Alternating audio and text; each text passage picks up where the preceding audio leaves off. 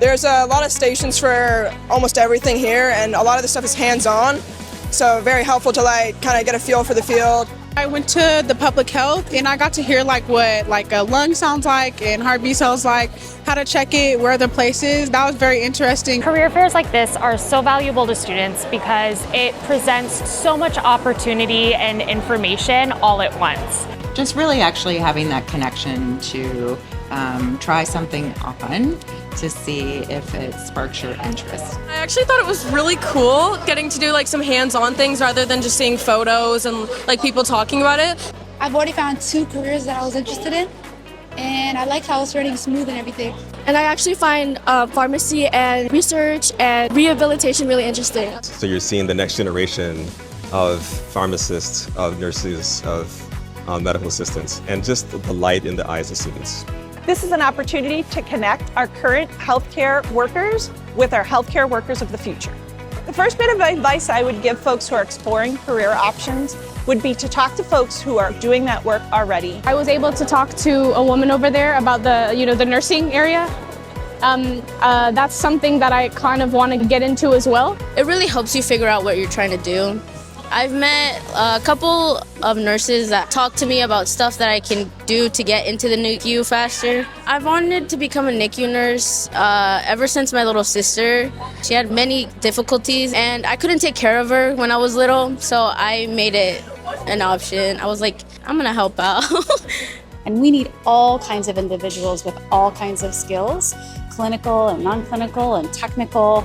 Some folks do not have the same amount of access to different health professions within the field of healthcare.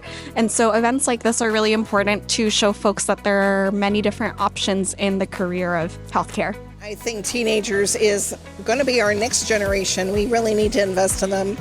And seeing all of them here today with so much curiosity and a real heart for the medical field just really warms my heart.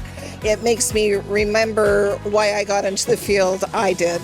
What I loved about today is that every student put on their badge what occupation and career they were thinking about that time and they were interested in. I want to be a radiologist. I really want to be a nurse because, my mom's a nurse. I'm interested in the physician assistant path. I've been interested in like genetics. I want to look into pharmacy. I want to be a pediatric oncologist.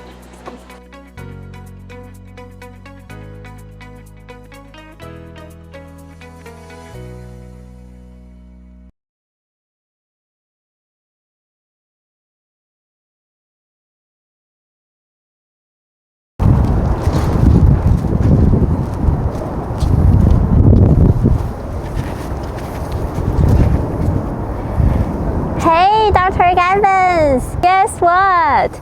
I just started my new job as a UX designer at Health Tech. Alice, how nice to hear from you. Well, congratulations, that's huge. I really liked what I saw in Health Tech when I wrote your recommendation. Well, how's the first week going?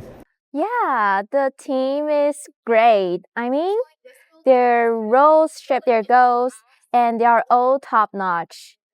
Our executive, Eleanor, is very, very ambitious. She betting big on AI, but she know her stuff. And she got her foot on the gas, but she's very inspiring. And there's Emma, our engineer. She's brilliant. I think she know how to streamline anything. And she always ranting about the spaghetti code and lasagna code. Yeah, so it kind of makes me hungry. And Sarah, from our sales, no surprise. It's all about revenue and the cost control. Yeah, and she always talking about the OKR and KPIs. But everyone says that we wouldn't get bonuses without her. Yeah, and Lara, our lawyer, she keeps everything compliant, But she's kind of scary. But when she explains stuff, it actually makes sense. And also Mia's from our marketing. She's very, very supportive. And she just wants to make sure our product don't get ignored. But with her, no chance of that. Well, that sounds good. Just try to avoid Pete from parking tickets. And Helen in HR. No, seriously, those roles are all really crucial for good AI. They'll help you succeed, Alice. You're in good hands. I think so too. Well, ask your questions, advocate for the user, and remember, Alice, you belong there. Thanks, David. Okay. We, health tech, are essential to the biggest healthcare providers and insurance companies in the country. But why do we exist? The answer is clear: patient engagement. That's why I'm unveiling our latest AI product, Damien. Damien isn't just another AI agent, it's a game changer. Think about every pamphlet or flyer or printed after visit summary you've had as a patient. You're pre-diabetic, read this. You have a skin condition, read this. You're pregnant, read this. Think about the waste. Trees are killed, time was taken from patient care. Worse, every patient gets the same pamphlet, even though they're different. Damien can do better. It analyzes patient visits and delivers personalized information about the diagnosis. Doctors and nurses spend lesser time writing and more time caring. And patients get information tailored to who they are, so they can actually follow their treatment plans. This is why we welcomed you, Alice, to the team as a UX designer and researcher. We know AI is the right thing to build, and Alice will help us build it right. We're happy to have you here. Thank you. So let's get after it. Alice, I need you to approve designs for getting patient consent to use their data to train Damien, our AI. You'll be working with engineering, legal, and marketing. I think Emma from engineering has a few mock-ups ready already. I want this sprint done quickly because we're starting the second sprint soon to engineer Damien to write those generic pamphlets. Good? Now let me pass the ball to our CFO, Sally. Take it away. Thanks, Eleanor. So we just heard about health tech's mission, which is to increase patient engagement. But the reality is, our KPIs are down. And if we want to go public, we need to impress our shareholders. So we need to grow our patients who opt in by 30% and our providers who use us by 50%. So those are the new KPI benchmarks. Damien is the right thing at the right time. So no pressure, Alice. That open screen you designed has to convert and be legal. Of course, Lara, you have taught as well.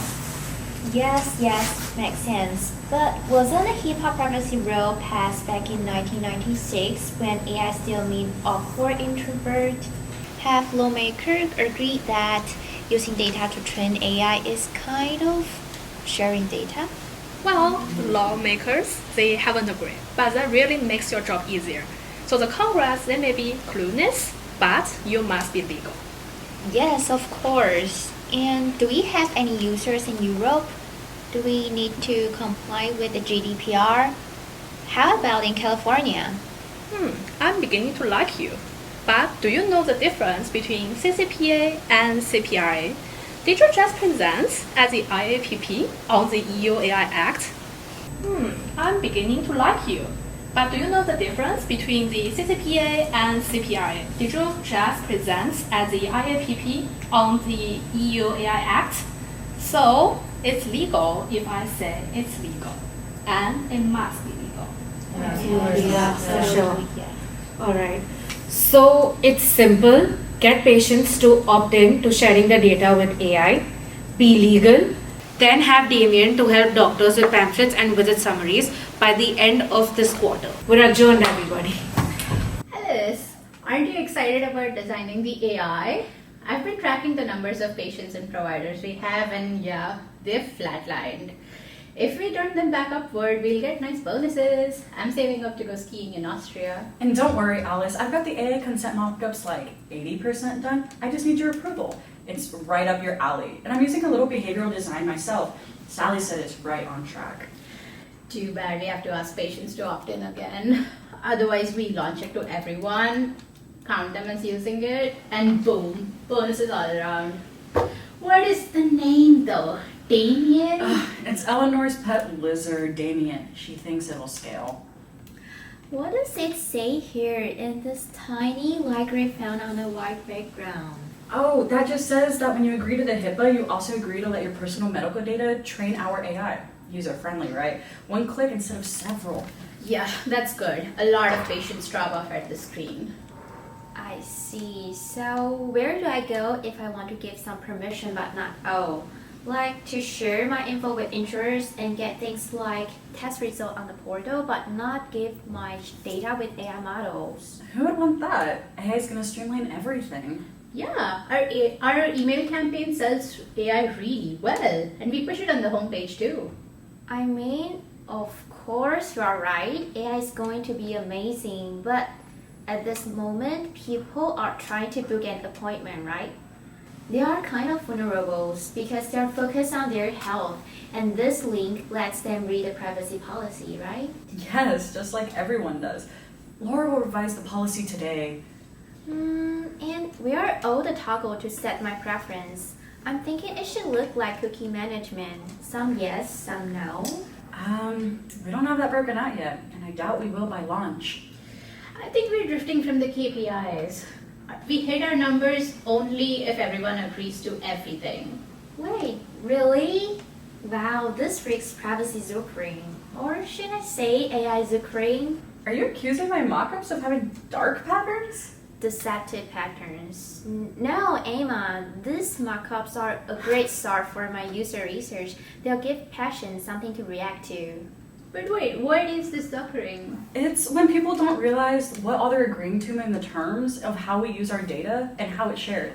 But Alice, it's going to be in the privacy policy. This is not a dark pattern. Deceptive patterns. It's just streamlined. Look, I have ethics and I care about the users, but this is how other LLMs are doing it, and our competitors. You could be right, Emma. We'll see how users react. They might be fine with it. There is no time for user research, Alice. The launch is happening this quarter. Remember, we also need to build the AI writer for pamphlets. No user research? Oh, okay. Let me just have a week or so with it. I'll check with Laura. There you go. And she earns way more than us. Tell you what, Alice, I can make room in the design spread until, let's say, tomorrow's end of business? Tomorrow is the end of? Oh, sure. Cool. Eleanor was clear, Alice. We need your approval. But remember, if you scare patients right here about privacy and AI, they won't opt in. Take till the morning, see if you can make Emma's mockups better, but not worse.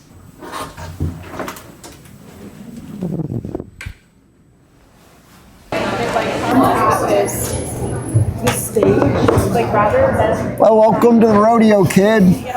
I admit your first ethical debate came kind of quickly. Yeah. So what are you going to do? Class is Ukraine. Can't believe it's only been since Monday. Should I just call another company or just blow it up? Whoa. Slow down, Snowden. Now look, is your approval still required to move forward? Yes. Okay. And are you still being invited to the meetings? Yes. Okay, that's good. You still have your seat at the table. That means you can still bend the arc of justice. But Alice, at this point, there's no going back.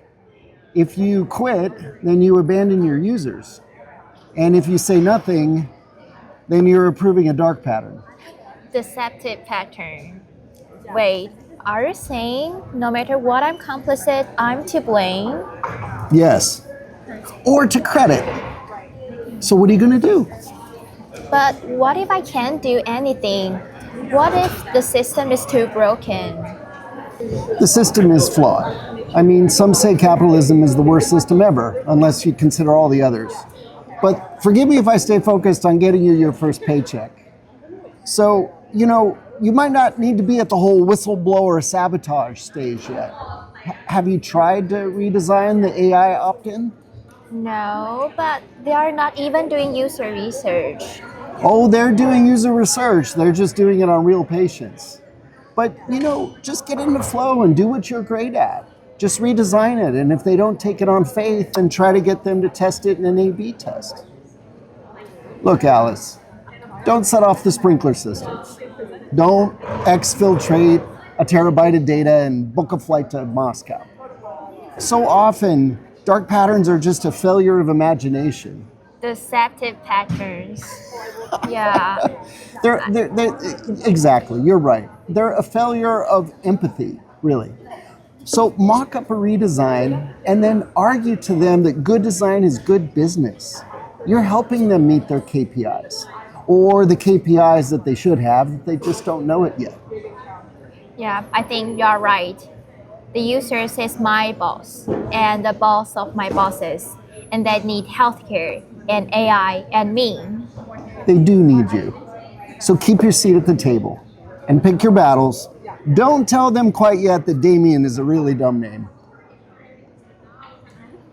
Hello everyone, so these are the results for our new AI open designs. Please take a look.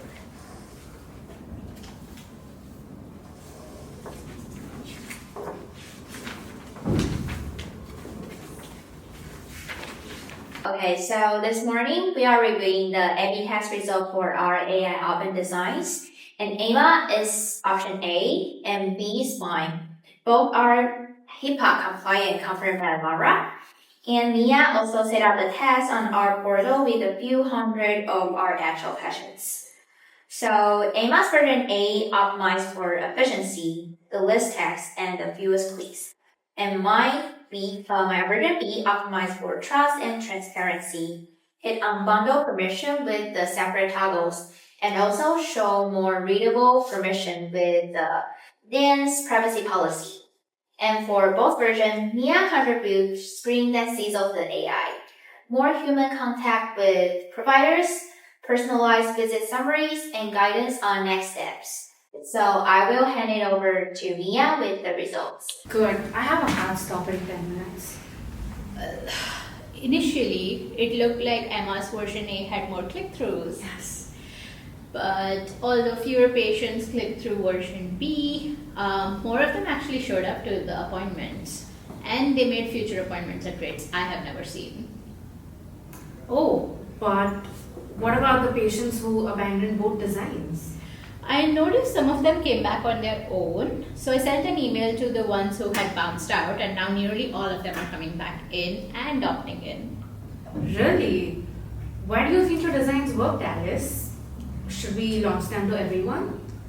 Yeah, I know that is a good question. I have the same business concern as Eleanor and Mihye, but sometimes in design, pushing people too aggressively can shorten their journey overall. Mihye told me that on average, we will keep our passion for around 7 years. We can't afford to let getting AI to shorten that. Yeah, and I think it's validating to see our passion coming to more appointments when we treat them like a whole person whom we want to take care for a lifetime. Because health tech exists to increase patient engagement. And with this opting, they might not sue. That almost sounds like a compliment, Lara. So usually the cost to prevent the problem is lower than the cost to fix it. So Alex's design is even better than legal. It's meaningful concept. Alice also convinced me that we don't want to jeopardize our revenue streams. I'll have patient show-up rates in future appointment booking to our KPIs. Well, okay, Emma. Launch Alice's designs to everyone. Only one more sprint this quarter. Get generative AI to start writing pamphlets and after visit summaries. Keep up the urgency. Good work, Alice. Well, okay, Emma, launch Alice's designs to everyone. Only one more sprint this quarter. Get generative AI to start writing pamphlets and after visit summaries. Keep up the urgency. Good work, Alice. I can't wait to tell David about the redesign wing, but no time. On to designing the AI writers. I should have received the meeting invite by now. Hey Emma, where are we going to meeting about the AI pamphlets? Oh, keep an eye out for it. I still have to get back about the sales department, so. Sus. Did I just lose my seat at a table? Maybe it's fine, at least I won't get blamed. But what's the risk? An AI written health pamphlet. Okay or not? David said, moral outrage kicks in when people feel hurt, cheat, and betrayed, and they come down with care, fairness, loyalty, authority, purity, and liberty. Hi, Alice. Hello, Alice. Hi, Mia. Hi, Sally. Look, I know Eleanor said that we don't have enough time for a survey before the AI pamphlets launch, but I have in mind a study about triggers and mitigators for AI using. Although it won't influence the design, but we still can inform the marketing and also the customer support. Actually, your timing is perfect.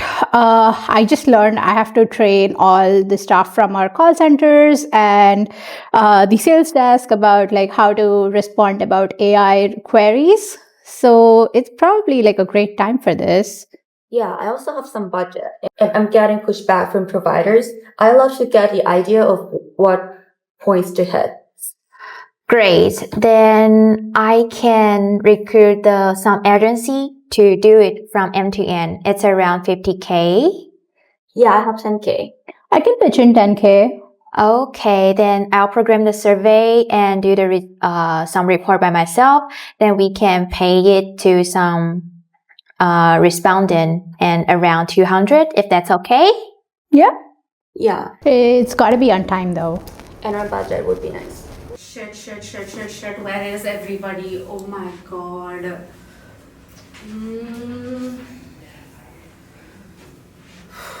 Oh my god. We need to like call everyone.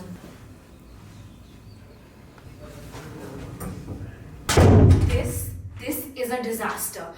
What the hell happened? How did he go from game-changing AI to being called as a manipulator? Health tech is in hot water over falsely labeling AI content as written by human doctors. Is it my doctor or is it AI? Health tech is using dark patterns called a Turing trick. You're not hallucinating. AI wrote that letter about your health, not your doctor. Health tech's Damien isn't the real doctor, it just plays one on TV. Seriously? Turing trick? TV doctor? What the hell is a Turing trick? It's when you can't tell if it's AI or human. It's a fun science fiction, but not fun for a user. You can ask anyone on a dating app. I'm getting calls from offended doctors who are threatening to pull out. And investors are asking if we can survive this. So we need a fix ASAP. So this could actually escalate beyond PR. So like if regulators they take notice, and then we are looking at possible fines, we are looking at possible lawsuits and long-term damage to our reputation. Where do we even start fixing this? I might have a way to help. I conducted a survey about what triggers concern over AI on healthcare and what mitigate them. And I also drafted a press release on some ways that can rebuild the trust and that tested well. You ran a survey without approval? We approved it. And funded it. Yeah, we thought it would be useful for marketing, sales, and customer calls, and I think it would also help with the crisis response. Yeah, it could be the tool that turns this situation around. And it really shows that we're listening and committed to make it better. All right, Alice, show me what you've got. So these are top 5 things that trigger moral outrage, like your data is shared with insurance company without permission, healthcare data is shared with undisclosed or unauthorized parties, or user data is tracked for marketing purpose without notification. And the top 5 things that calm it down, like all AI generated content will be based on established medical science, and AI usage comply with all relevant healthcare data protection laws, example HIPAA, and AI generated health advice is reviewed and approved by certified medical professionals before being presented to patients. So it's just way better if we sign it as approved by Dr. Jones rather than written by Dr. Jones. I sure wish Jones hadn't told the reporter he'd never seen this thing before. And at least I can tell the press that we already redesigned the consent form to be more transparent. Yeah, those actions will be more effective. People just want to feel like they are in the hands of an authority they can trust. They don't want to be betrayed. But first, Eleanor, you need to show that you care for folks' concerns. Then you need to commit to these fixes. And only then you should tackle the misconceptions. We need whatever it takes to bring back the doctors and investors, you know. We basically hitting a dead end without them. Do we really need to respond to it all? Our competitors are going to do the same thing that we did, labeling AI content as written by doctors. The conversation is happening unlike whether we join it or not. If we believe it, what we are doing, we should own it and then set the standard for other companies. To avoid being a company being fined by deceptive practices. Let's all just take a breath and do our jobs. Like Alice is. Mia, work with her so I can give this press briefing within 24 hours. Sally, prepare talking points for the investors from the survey. Lara, let's get a real risk assessment. And Emma, reprogram the code to give no hint of deceptive labeling. If you have to, pause the rollout. Alice, you've recognized the fix before we knew we had a problem. Good job. Okay, I'll see everyone in the Damien War Room meeting. Sorry, Eleanor, that meeting isn't on my calendar. It's not? Oh, I'll resend you the invite, Alice. Good afternoon, everyone. I am Eleanor, the Chief Executive of Health Tech. I want to address the recent concerns caused by Damien, our new AI health assistant. We know that care, trust, and respect for privacy means as much to you as they do to us. Our rollout team has made some missteps and aroused some legitimate concerns.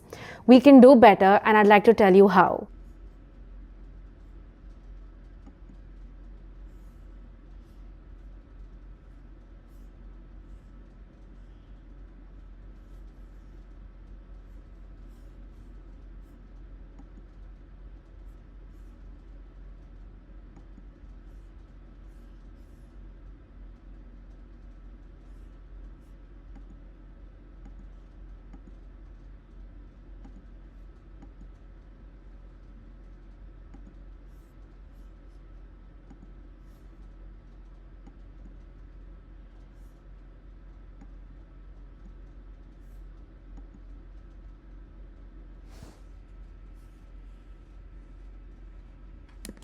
So I have time for one more question. Wait, Miss Executive, how can we make sure that our personal data is safe? That's a great question. Patient confidentiality and data security are non-negotiable for us. AI tools used in our system do not involve sharing personal data with any third parties, including insurance companies, without your consent. We adhere to the strictest data protection laws and ensure that your personal and medical information remains secure and private at all times. Thank you very much, everybody, and I hope we helped solve all your queries today. And yes, thank you for coming.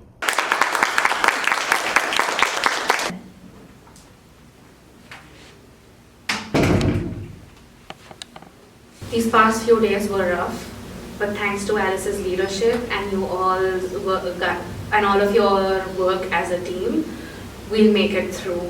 So thank you for that, and thank you, Alice, for all the hard work that you've put in and all the dedication that you've shown, and towards like just making things better and right. Thank you. Yeah, of course. Health tech is my thing.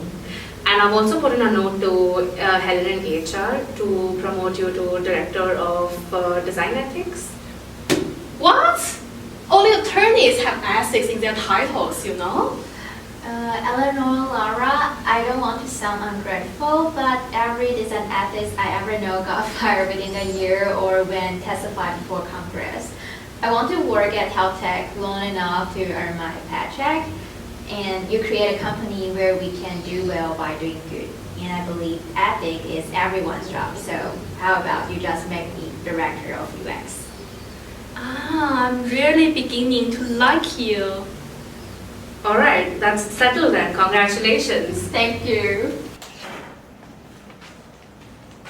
Hey Emma, what's up? Hey Alice, I just really wanted to say I really appreciate how you handled that crisis. Bonuses are way better than layoffs. But do you really think it's all behind us? What do you mean by that? Well, you taught us about AI zuckering, and the Turing trick is dark patterns. Deceptive patterns. Right. But have you heard of the Skinner box? You mean where unethical companies artificially design a variable reward like dopamine drip to create addictive overuse? Right. You make every AI into a slot machine. If we don't do it, our competitors will kill us on minutes per use and days of use per month. Sally's already creating those KPIs. You're kidding me? These are just passions. They just want to get created, not be addicted to our boredom. Is all engagement good engagement? Look, I like you, so I'm gonna be real with you. Until you realize that you're playing the culture, you're not gonna win. You've got to fight the culture. How can I do that? Not you, but us. You remember that survey that you did on what's okay and what's not okay on what to use for AI in healthcare? We published that for the world. And I'm no marketer, but you said so yourself, that the market should think of health tech as the more ethical option. If we publish that paper when our competitors are doing AI zuckering or the Turing trick or even Skinner boxes, people will be like, forget it. I'm going with health tech because they've got the ethics. You are brilliant, Emma. You'll be the second author? Second author, third author, bring in Eleanor, hell, even Laura. I'm just doing it for the bonus. I just have one condition. What? We kill the name Damien. It just is a creepy devil lizard.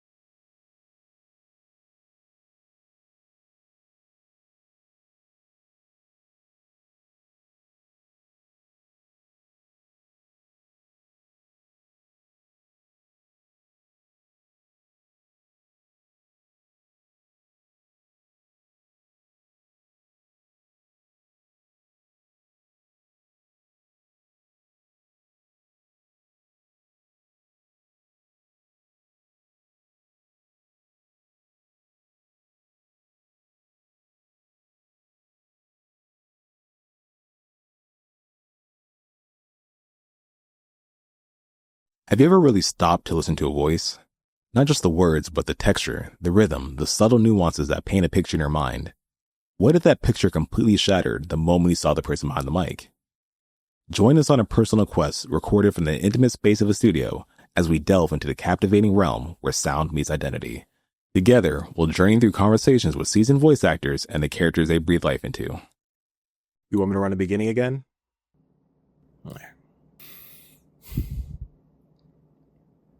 Long ago in a distant land, I, Aku, the shape-shifting master of darkness, unleashed an unspeakable evil.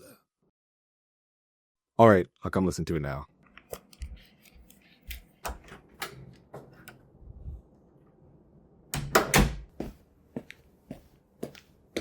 Okay, I'm ready. Long ago in a distant land, I, Aku, the shape-shifting master of darkness, unleashed an unspeakable evil. My name is Josiah Scott, and I'm an aspiring voice actor looking to get my start. But I have no idea where to start, so I went to Fiverr, a platform where many voice actors find work. If you are a creator, there may be a time that you will be seeking out a voice actor to narrate or portray a character for your content, and Fiverr is the perfect platform to do that. Scrolling around on the platform, the description that actors gave for their work immediately caught my eye. I will record a conversational African-American male voiceover artist.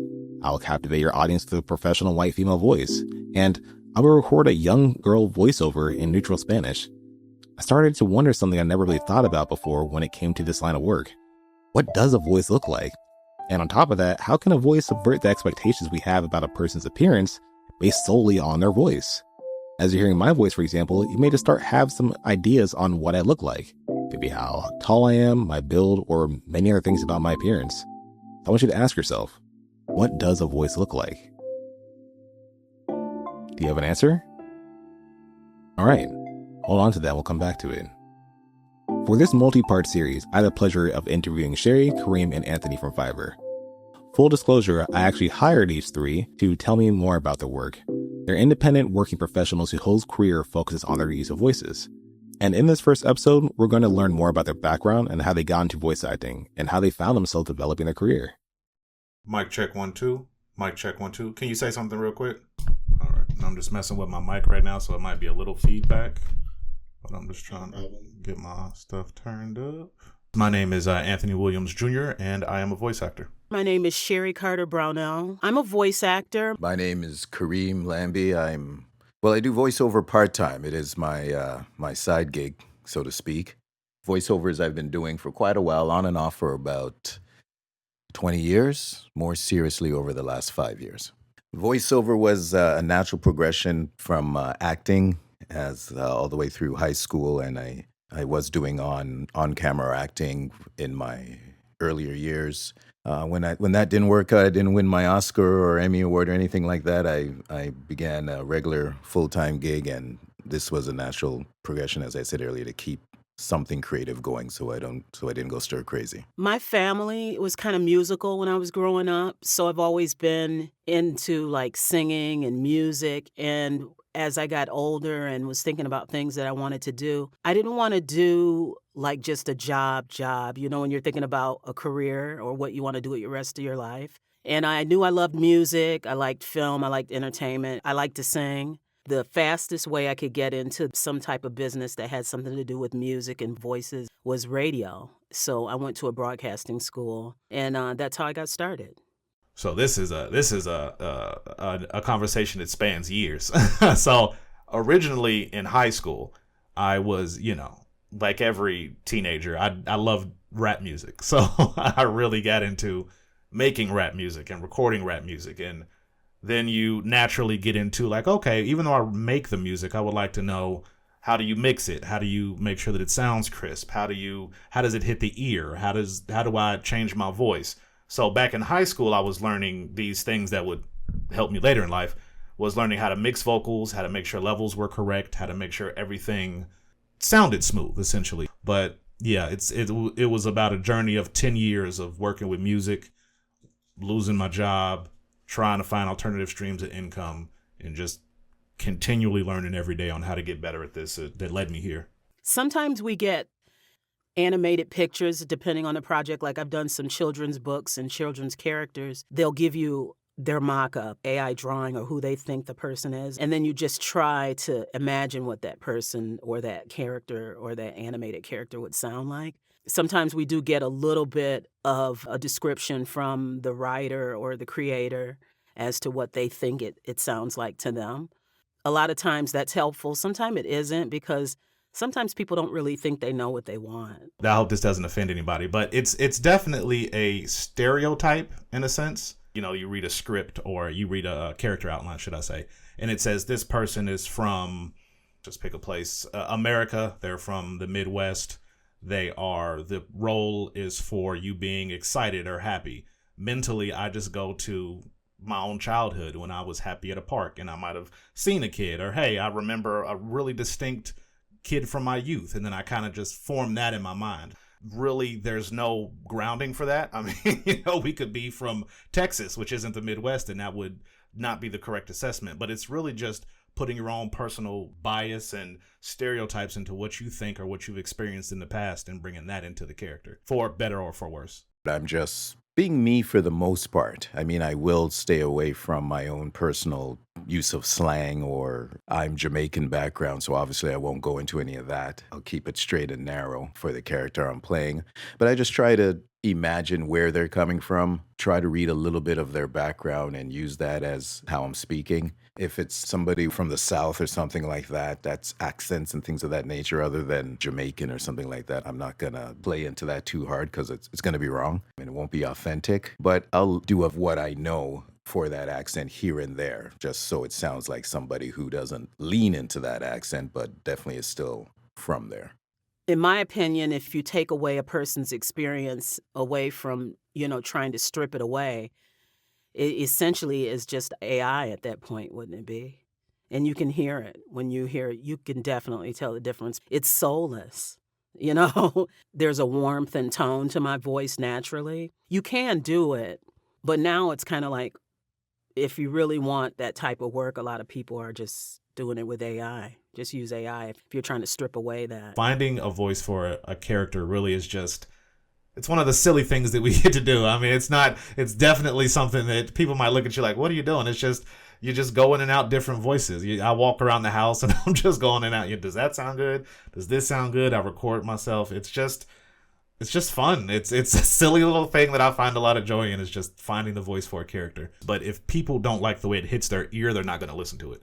In the next episode, we will continue to hear from these 3 amazing voice actors and learn more about why I love voice acting and why I'm pursuing this question.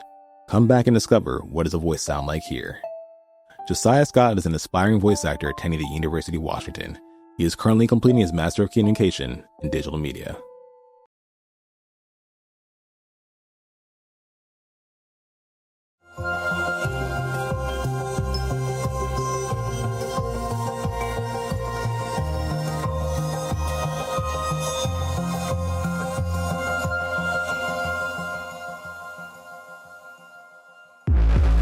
Deepfakes and AI-generated media. Unverified viral claims. Unclear sourcing of information. It can be hard to know who and what to trust online.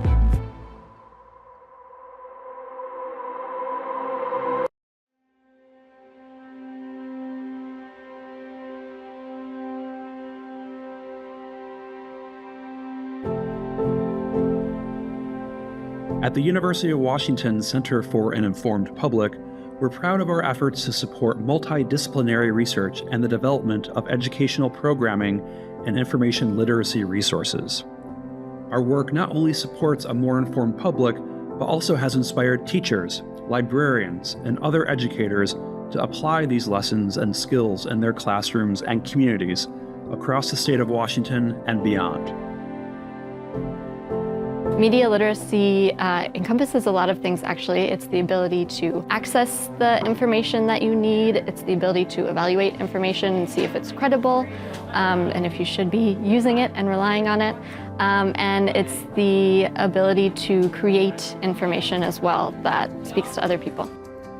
In 2019, the University of Washington's Information School hosted the first Miss Info Day, where 200 high school students and their teachers and librarians came to UW's Seattle campus for educational sessions on learning skills on spotting misinformation and sorting fact from fiction online. Miss Info Day soon became the centerpiece of a statewide partnership between the University of Washington's newly launched Center for an Informed Public and Washington State University's Edward R. Murrow College of Communication to connect this work with more schools and communities across our state.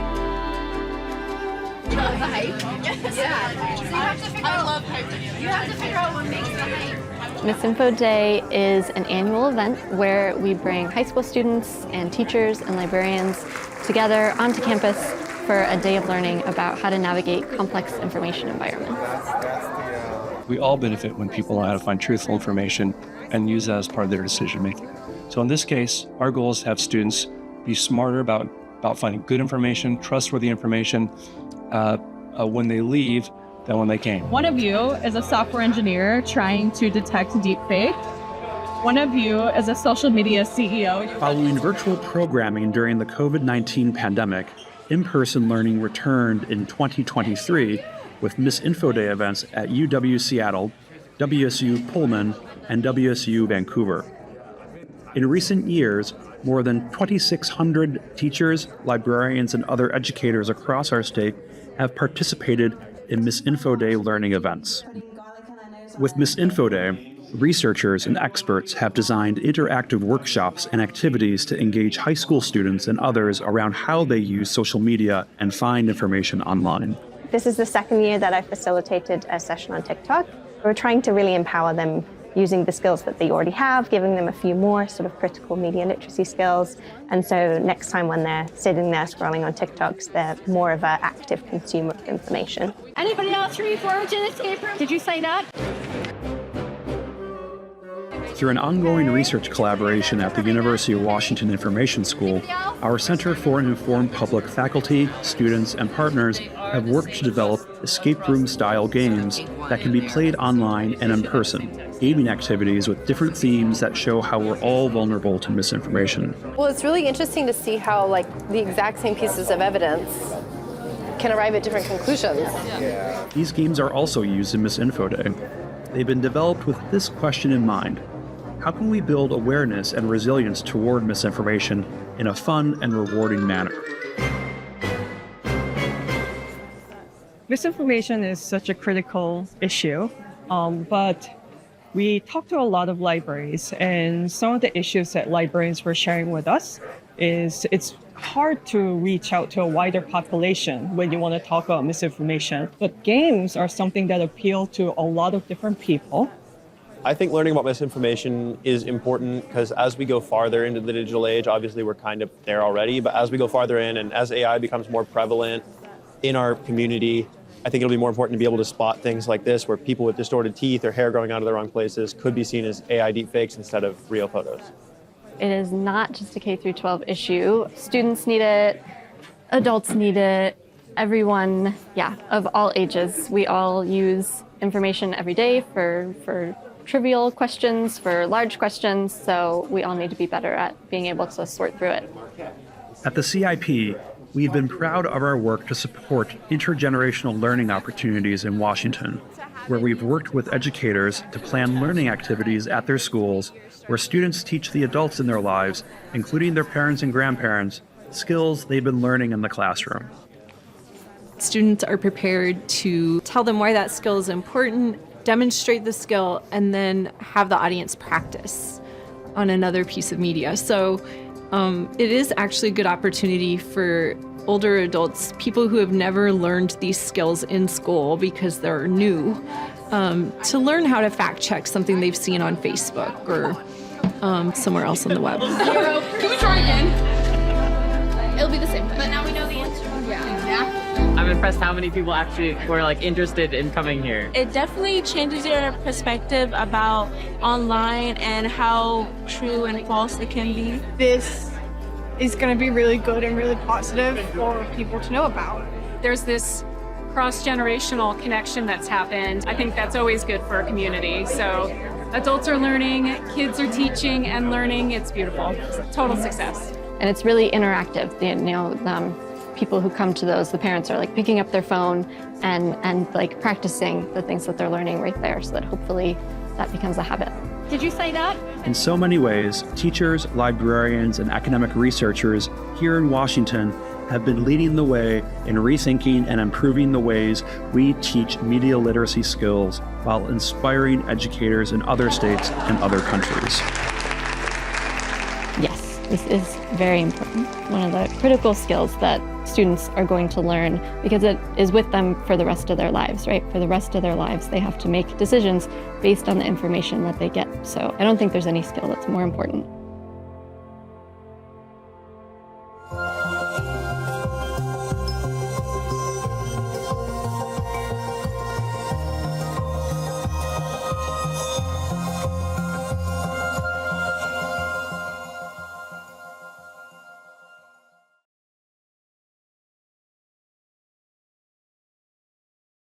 I guess the best advice I'd have for somebody with anxiety is it's normal. It's okay to lean on others and ask them for help and support. I would consider myself as a person who is easily go anxiety. Recently, it's looking for a job that made me feel most anxious. I first started out with tennis when I was 4. Sometimes during matches, I think I might think too much. I've definitely doubted myself quite a few times, but that's something I'm trying to work on. I think I can lean on my teammates. I'm pretty close with them. We know each other off the court. Maybe I don't directly have to tell them that I'm being stressed. I feel like most of them would know when I'm feeling down. I think most of them would try to help me go through it, and I would do the same. I would feel very relaxed and comfortable when I'm with my friends. Doing all those kind of things like cooking or visiting shopping malls made me feel like I can forget all those anxieties. Especially when we're talking about college students, a lot of their friends are going through really similar experiences. And so it's nice to say, I am so anxious about this thing in front of me, and for the next person to agree. It normalizes your feelings, which helps you feel more comfortable. I had a dream working for the United Nations when I was in high school, so I prepared a lot for that interview. When I got the offer, I found that someone just said yes to me. I just felt the dream come true. New York is really different from Seattle. If I don't have anxiety in some kind of situation, I may not have the motivation to finish my deadline, to apply for a job, the motivation to become a better person. To have emotion can help you on the court. You know, you feel the pressure, that means you care. My goal was college tennis, especially at UW, since I wanted to be close to home, and UW is a great school, and I've grown around this program for such a long time. This was my top option. I really, really wanted to come here. What motivated me was just the fact that I knew I could do better. Every practice, I would just try to do my best because I knew whatever the results, I knew I earned it. And it reminds me of a lecture I heard when I was 22 years old. And that is this idea that we have to resolve a lot of the same experiences over and over again through our life. But as we get older, we have more skills that we're bringing to resolve these things. Hopefully get recognizing when we're feeling those things and like knowing who we could depend on and practicing how we can resolve things.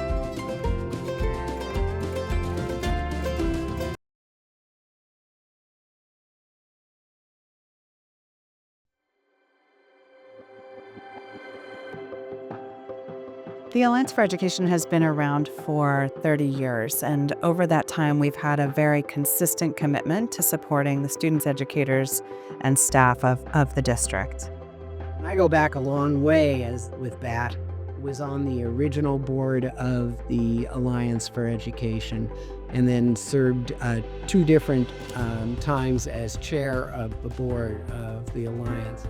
I think in the early years, the focus was really trying to do all that we could to mobilize the entire community. One of the earliest projects was launching a citywide reading campaign. We had citizens from all over the city contributing books. And so we launched something called the Principal Leadership Institute, and that Leadership Institute went on for, I think, almost 10 years.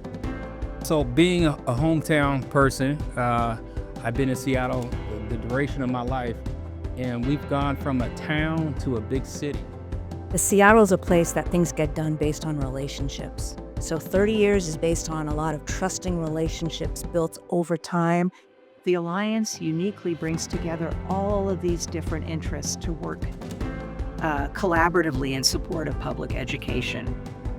We do a lot of intentional work to understand each other's needs. We do a lot of work to collaborate.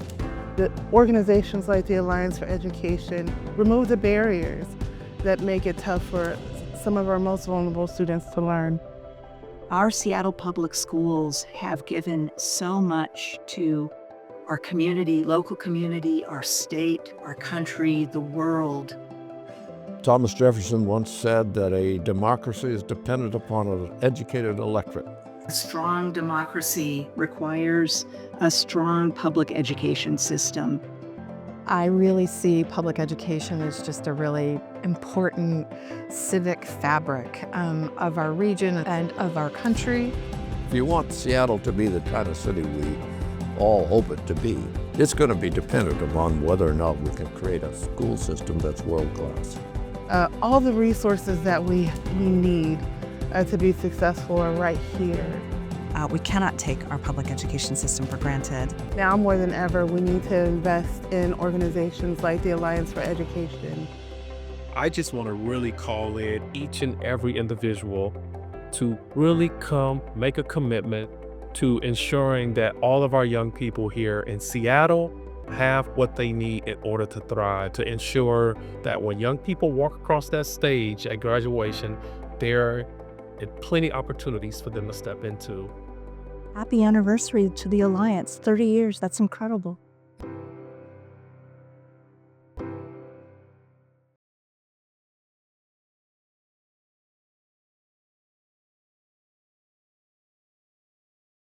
I think it's very important for people to have the agency to be able to help make decisions on the issues that impact them, because historically, a lot of different communities have been excluded from that decision-making process.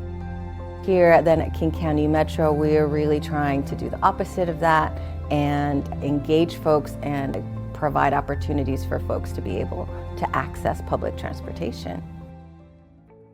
The SouthLink Connections Project is a project with King County Metro in partnership with Sound Transit.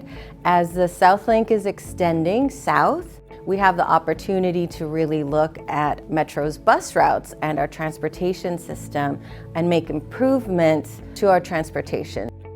In South King County, what we already knew and know about the area is that it's one of the most diverse areas within the county. Culturally, linguistically, very broad in terms of abilities and disabilities and languages spoken. And that's why our community engagement team goes out and does research to identify not only the languages that communities speak, but how do people best receive information. Here at Metro, I work with partners on large-scale capital projects or on service projects like restructures, where we're changing the bus routes around the Link Light Rail trains. And so my job is to have relationships and make connections with those cities, whether it be at their elected official level, so mayors, city council members, or at their jurisdictional staff level, say city manager or department directors. And we work together so that we can all build a system that works for everyone. When it comes to Metro projects, they care specifically how we engage with their residents. We're really trying to be thoughtful and intentional about how we engage people. And so we establish a board of community members throughout the project area to really help guide and help the decision making of the process. Mobility board members have let us know, they've asked, do you have relationships with this particular organization? Because I'm connected to this community group. Someone has made a TikTok. They're living in their communities, and so they're letting us know a lot of people hang out at this place. As a result of that relationship, we've been able to reach out to them and share more information. We all have the heart and the passion and really share the values of addressing inequities in our community and feeling like we want everyone to have as many opportunities to live happy, healthy, productive lives. And so giving opportunities for everyone to have agency in that decision making, and then creating avenues where folks can share their opinions, share their input on how to make things better.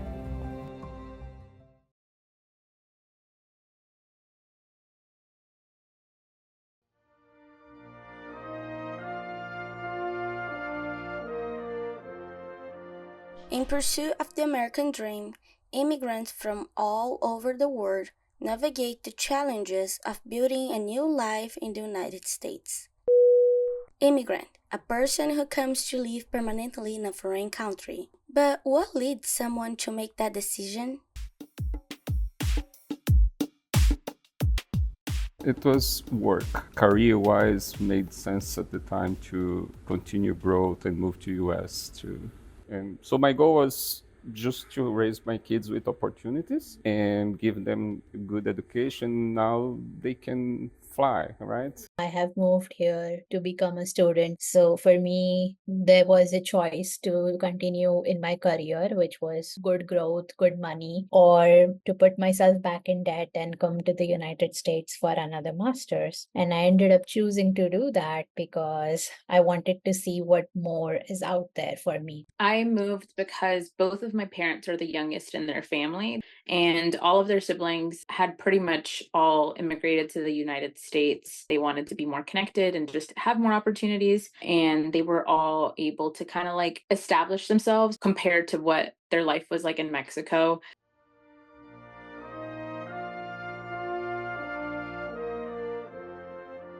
I am Carol Gonçalves, and this is The American Dream, Episode 0, Immigrants. Work and study are the biggest reasons of people moving to the United States. In 2022, over 1.5 million immigrants came here pursuing temporary visas as J1 or F1. But for many, paying to study and living in a country, it's not a realistic option. That's why some immigrants, especially from Latin America, ended up living undocumented. Money struggles, safety concerns back home, and the hope for a better life pushed them to make this choice. So it started off with my dad. He immigrated pretty young, I would say like 17, 18. My parents didn't come here legally, so they were going through the border. He went through the desert one time, which was, from what he's told me, like a really scary experience. Some of the other times that he's came, like he went through the river, El Rio Grande, and one time he did get caught and he was put into a facility to get sent back. So the population of those who are undocumented right now is estimated to be about 11 million. The highest point was in 2008, where it was 12.2 million. According to the sociologist Caroline Pinedo-Tarnowski, an expert on undocumented immigrants and mixed status family, the number is often portrayed as large, creating fear and misconceptions about immigrants. Undocumented immigrants make up less than 25% of that number. Over 75% do in fact have an authorized status to be here in the US. When I came here, I tried to do that kind of jobs, but because I don't have papers and I don't have the English, I haven't able to do it. So that's why I started cleaning houses. And it was so hard. I was crying because, oh no, I am cleaning bathrooms and in my country and I was doing this. So it was very hard for me. Even though I didn't like the job that I'm doing, but now I like it. It worked because my daughters has a better opportunity. They are happy here. They are safe here. They're poisoning the blood of our country. That's what they've done. Not just the 3 or 4 countries that we think about, but all over the world. They're coming into our country from Africa, from Asia, all over the world. They're pouring into our country. Nobody's even looking at them. They just come in. Up until I was 15, I remember just being scared all the time. I was always scared. I was always like hyper aware of politics, like from a very young age. Jess crossed the border through the Rio Grande River with her mother when she was just 4 years old. She's under DACA, the Deferred Action for Childhood Arrivals program. It was passed in 2012 under the Obama administration, but it was passed via an executive order. And so because of that, it was fragile then, and it remains to be fragile. It allows you to have legal work authorization. It allows me to have like a driver's license, but it doesn't let me really do anything else. Like, I can't leave the country and come back. And that's a big thing where that's still really hard for me. Like, I can't leave. I have to stay here because I wouldn't be able to come back in. What they have done to our country by allowing these millions and millions of people to come into our country, and look at what's happening to the towns all over. In Springfield, they're eating the dogs, the people that came in, they're eating the cats. And this is what's happening in our country, and it's a shame. With Donald Trump back in power, mixed-status families are once again in a position of insecurity. It's estimated that around 4.5 million children under the age of 18 who were born in the United States live with undocumented parents. I think that I cannot live in fear all the time, especially because of my children. So I try to live my life normal as possible, but also very careful. So I have, even though I do work, I try to work in places where it would be very hard for them just to know that I am here. Because of my situation, I have to stay very low under the radar. And over the next 4 years, the situation could get even more complicated. With the mass deportation plan in Trump's government, many of these children could have their parents deported at any time. We need to come up with a support system. Like, we need to have kind of a list, emergency contacts. So I think immigrant advocates, those organizations, I think, have had to have the really difficult conversation with those families about naming people who can be legal guardians for their children. It's literally like one day you might have to just grab your stuff and go.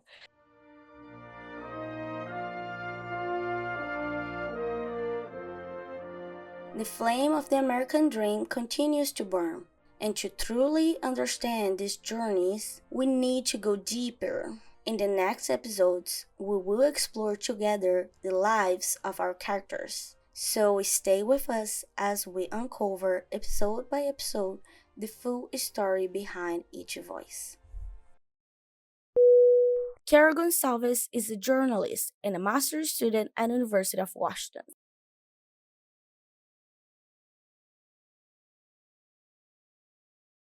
Do students carry guns at your school?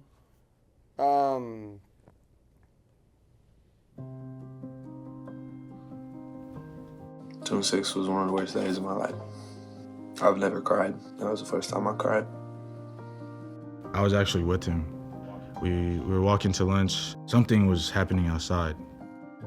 He was telling us, like, I'm gonna do something. We get this call, somebody got shot, and we're like, who? A 17-year-old is dead after a shooting outside Garfield High School. Police say that student was trying to break up a fight when he was shot several times by another student. Has Amar's killer been caught? No. I know there's a lot of people that know the person who did it. There's a code, never snitch. When Amar passed away, there was like a piece missing from our community, and our spirit just felt broken.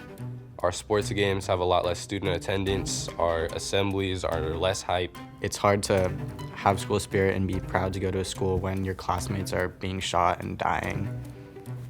Are you ever afraid to go to school? Yeah, I don't know who's next, and I could be next. I feel like the school has tried to take steps, but they're not listening to the students. Like right now, they're building doors inside the school. The problem isn't inside the school, it's outside of the school. Do you feel connected to the community? My connection to Garfield and the CD is the fact that I've worked here for 20-something years. I'm connected to my school, and it hasn't really evolved into a lot of community engagement. The change I feel like needs to happen is around the community. Nobody wants to talk about what's really happening. I never remember in years past parents threaten teachers and students with violence. People getting in fights, we normalize that. People yelling in the hallways, we normalize that. It's not the right thing, but it's just how they were raised. They were raised in violence, and they're gonna stay in violence.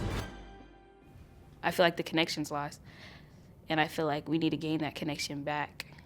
How? With this project. We're gonna start rolling. Quiet on set, please. The goal of this project is to reignite the spirit of Garfield, bring the community together, and also change the perception of Garfield. Let everybody know our voices and how we actually feel.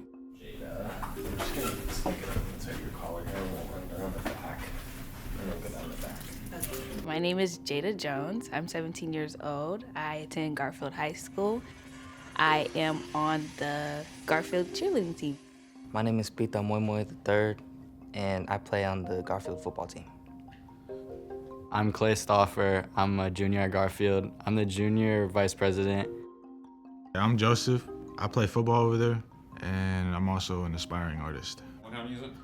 Like rap, sing, really just vibes, just groovy. My name is Mason Bennett. I'm 17-year-old. I go to Garfield. I'm a junior. You nervous at all? Yeah, not really nervous, I'm just scared I'm gonna yap too much about the wrong thing. You can't do this wrong. I mean, you showing up and trying to be as honest and sincere as possible is gold. That's about your words. Right. Can you see, Mason? Yeah. If this was an interview you were conducting right now, what would you ask him? What made you put on this fit today? It was cold outside, so I know I had to like layer up. I wanted a few different colors in case they didn't go well with the background, so I could shed a layer, still stand out. Amazing. My name is Colby Tran. I'm a senior at Garfield High School. I am the vice president, so I have a lot of responsibilities. And we're asking you guys as students to be upstanding and be proactive. We want people to know that like students still want to be here with all the things that have happened. Like it's still a community and it's still on its way back to thriving. Evil's gonna exist in this world, so why bring more into it? I'm a forgiving guy. What good is it gonna do to put more hate out there and more evil out there? The guy who shot him arm. I would probably visit him and just talk to him. If you show love, the hate will disappear. Might take a while, but the hate will disappear.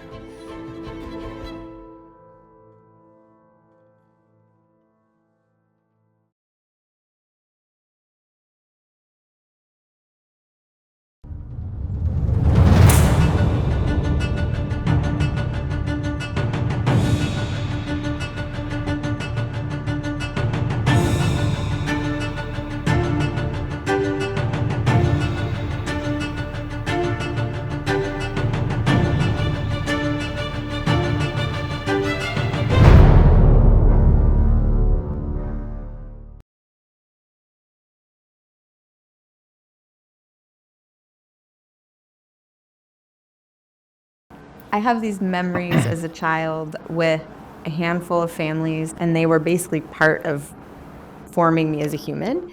And that was like one of the things I really wanted to give my kids. And so I was kind of like, how am I going to do that? And watching my kids have that experience, that's the most special thing to me.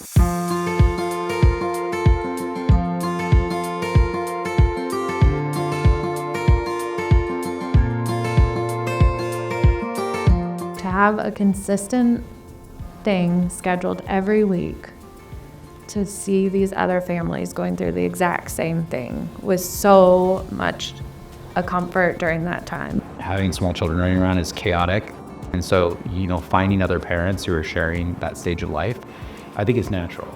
Ending up in a pandemic, being so separated from everybody, it just felt like we needed a community. It was a safe place to say, like, what do we do? What's going on?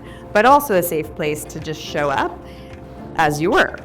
The vulnerability component is kind of a gelling factor in what makes these relationships persist. Marriage is hard, parenting is hard, but having a resource like PEPS reassures me that we're not in this alone.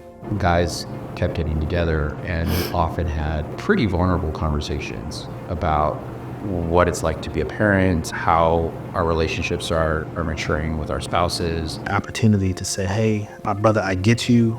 I'm right there with you. Makes him feel appreciated, affirmed, validated. Early parenthood without PEPS would have been, I think, early chaos. Not knowing what to do, who to lean on. Your whole life gets upended when you have children, and having people there who care about you and are looking out for your best interests is what allowed us to get out of that space of chaos. We're all in the same neighborhood. We all have kids the same age, and we're all going through the same things still. So we're still learning from each other, and I think we will be until our kids are out of the house. When they're 16, we're going to be lamenting about all the troubles they're giving us. I know that no matter where we all end up, there's a foundation that has really been part of our kids' early years that they will carry with them forever. So it will always be a really special group of us. Oh my God. I think of them when they're 20 years old being friends, and when they're 40 years old saying that they knew each other since the first week of their lives. I'm grateful for it all the time.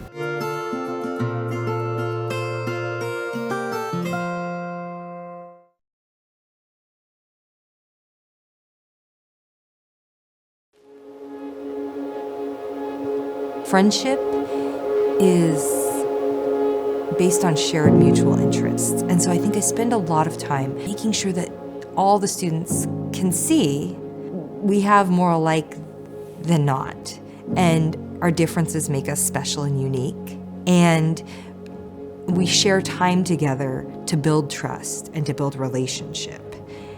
And that's where we're gonna build each other up. My favorite part of high school, I like choir, I can sing, and I like being acting in drama. It was always a fear of ours that even though she was so talented that there wouldn't be space for her, just because of just some of her challenges. In an effort to make sure everybody gets what they need, it would be easy to think that kids belong in separate classrooms, doing different things. But the research is super, super clear. All kids benefit from having their neighborhood kids in the classroom together, no matter how they may present themselves in class. We can all build a community, and it is safe, and it is loving, and we all are growing together. School is like this microcosm of the world outside, and if we don't allow opportunities for our students to grow in their capacity to embrace others that are different, I think we're doing a disservice. Inclusionary practices looks different in different places for different people, but at the end of the day, it means that everybody has the right and the willingness, the want. We want everybody to be together, connected, where we learn together. I look at it as we learn together, we fight together, we love together, that we do all those together, and we're better as we do that together. What we've learned is kids need to have access to grade level standards. All kids, every kid needs to have access to grade level standards. So how do we do that in a manner to ensure that they find success, that they feel, like I said, value? It's not just about sitting in the classroom, right? It's about really being able to meaningfully access the learning and share the learning and feel like an integral part, and that they have a confidence that they belong in that setting. Traditionally, or in the past, we sometimes would educate in separate places, and we weren't learning from each other. When we go to learning circles, you're like, I never thought of those things. And now we know better, so we do better. We're learning together with all of our school population. And I would say that we're needing to teach teachers differently. We're needing to teach institutions differently and how we set up to prepare to learn together as a school community. It really isn't about a gen ed teacher and a special ed teacher, or a paraeducator and a gen ed teacher.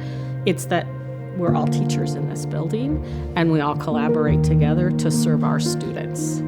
As educators, we just want our students to know that they have opportunity, and opportunity comes more easily with knowledge and education. The school really does need to get behind it, and as we as a whole have more experience with it, all those other things will come as well. We need to continue to look at who's being welcomed in classrooms, who belongs in classrooms. Inclusion is the future, and we have a choice to make that change now. Where do we want to be when we look back in history? Let's change this. Let's change this now.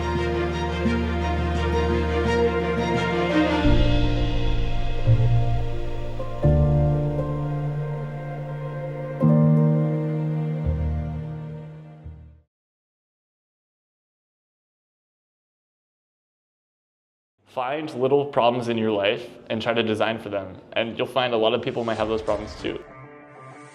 At the beginning, I just, when I go to the dining hall, I feel like, oh my God, I spent 10 minutes, I still didn't find an empty table. So I think this is a problem. And in my brain, I just try to think, how to deal with the problem.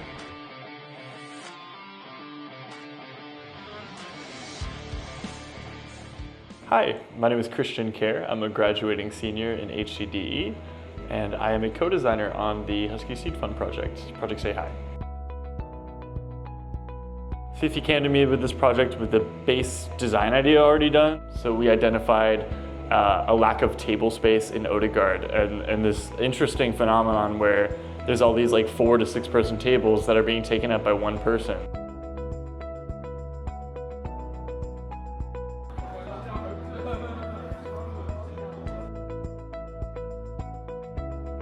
So we wanted to think of a way to help with that space utilization while also helping with students' social skills in terms of like asking to share a table or not wanting to share a table but not wanting to be rude. So we ideated some ways around that problem, came up with a solution of a nonverbal sign tool.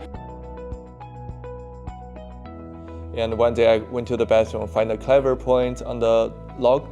One side is green, one side is red. Visually communicate with people, and I just try to use the same idea on the table side. Part is green, and we have some part else is red, so you can flip up and flip down to show people, oh, the table is open or not. And we also did some iterations. We changed the two side shape, like one side is like a stop sign, and one side is like a circle. It's like willing to share. We did a lot of user testing again, and we think, oh, we still didn't make the photo type is the best. So this is our third design. It's a little flip bird.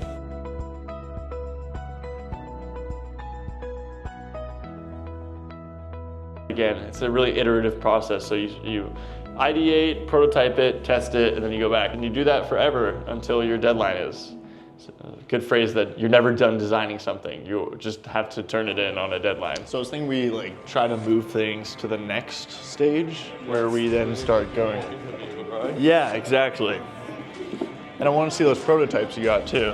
The Mail Lab is a place you can achieve your ideas. Like you wish your spatula didn't fall down every time you're cooking. Make a little spatula holder. Where ideas meet innovation. Located in McCarty Hall.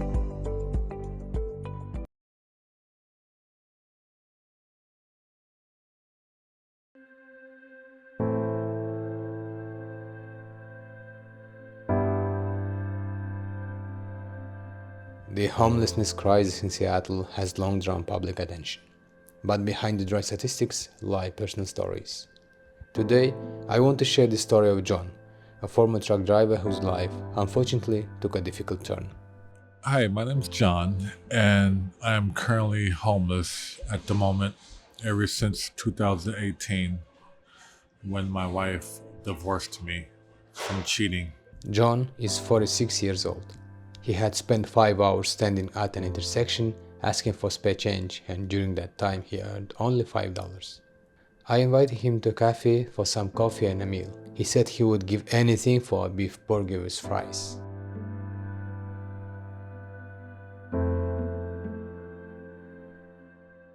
In that Honda Civic, what was the day like? It was okay. I parked in like locations where I knew that was pretty safe, and like a lot of people wasn't around, and it was just a safe location to where I feel like I can get some sleep, at least 8 hours of sleep, and wake up and do it again like the next day. When I first met him, he smiled at me and asked how I was doing. That's how our conversation began. I stood across from a tall man with a strong build. It seemed that he had likely been an athlete in his young years.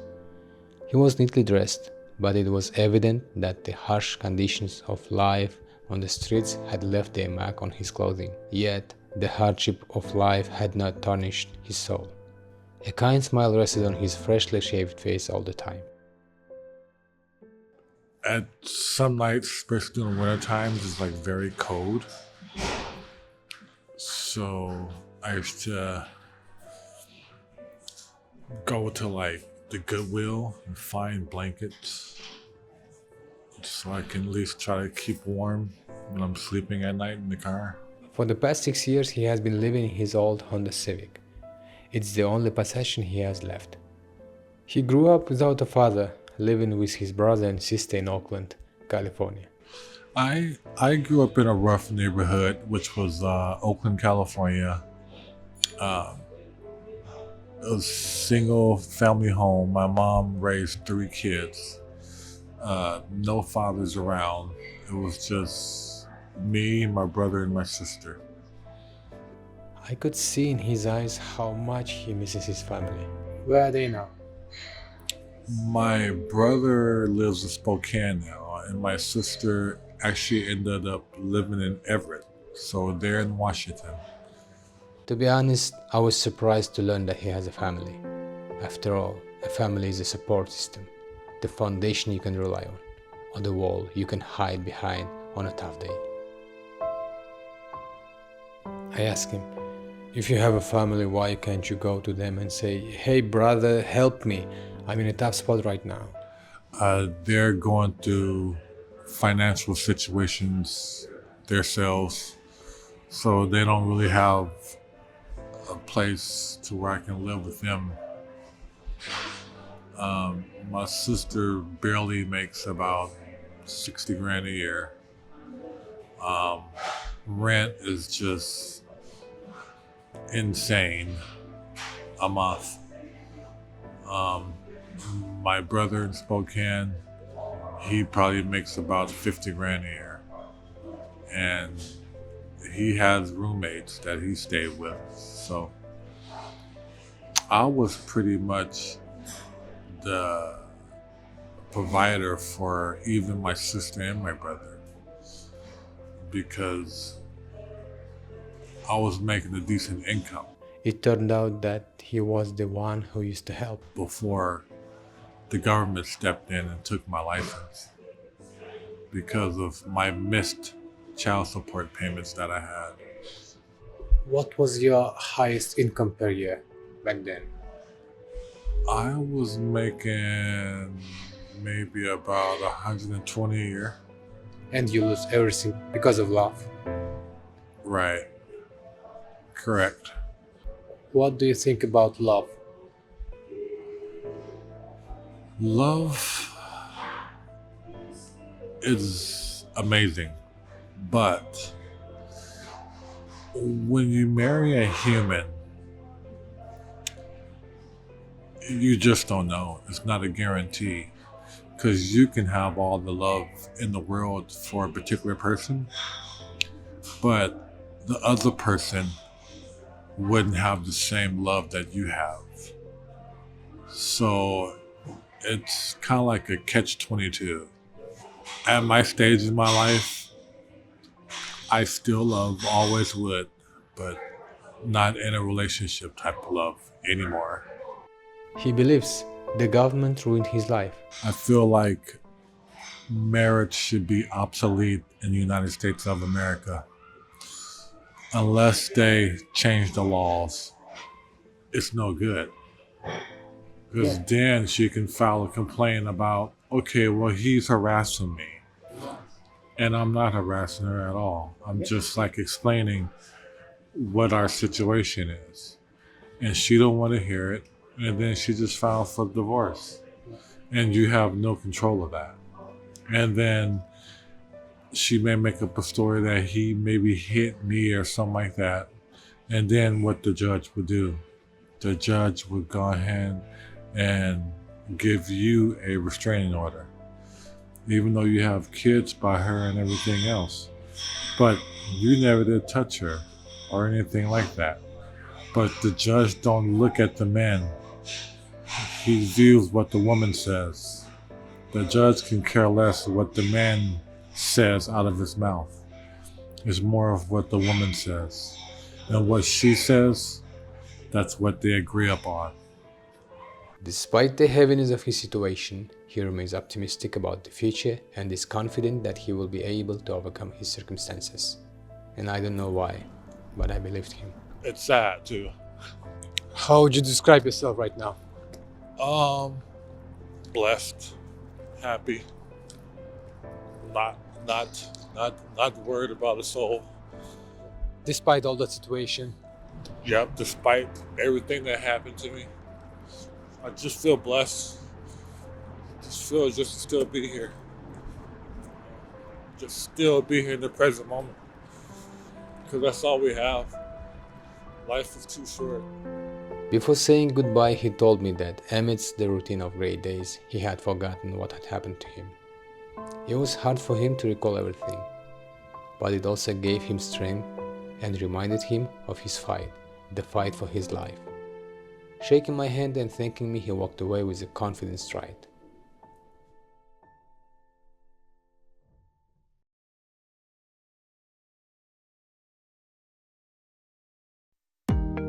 An accessibility partner relieves a lot of stress and saves so much time and grief.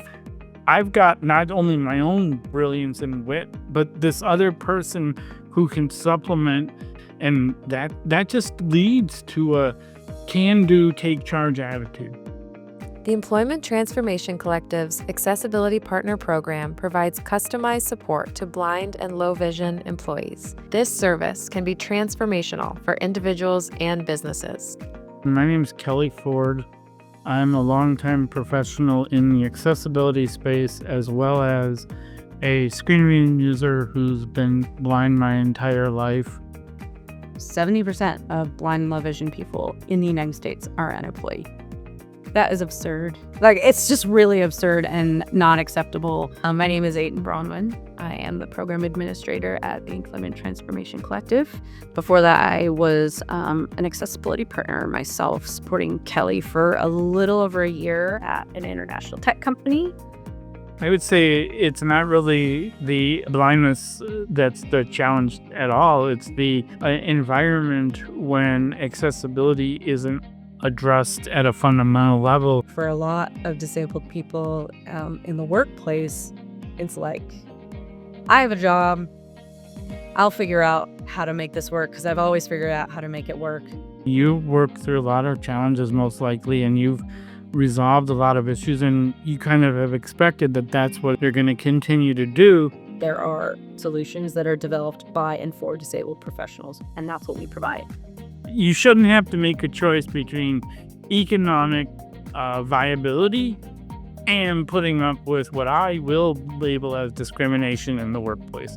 But the truth is, that is a choice that people with disabilities have to face far too often. And so the work that we do removes those inaccessible barriers and allows the employees and the different clients that we interact with to focus on their work. My name is Corey Brooks Rodriguez. I am the client success manager, and prior to that, I was a accessibility partner for 3 years. AD program, from like a big picture view, is allowing blind and low vision professionals to maintain employment that they are absolutely qualified to do, but often can't remain at that job because of the inaccessible aspects of that job. When I've had an accessibility partner, I always felt like, hey, there's no challenge I'm going to encounter that we won't be able to work with.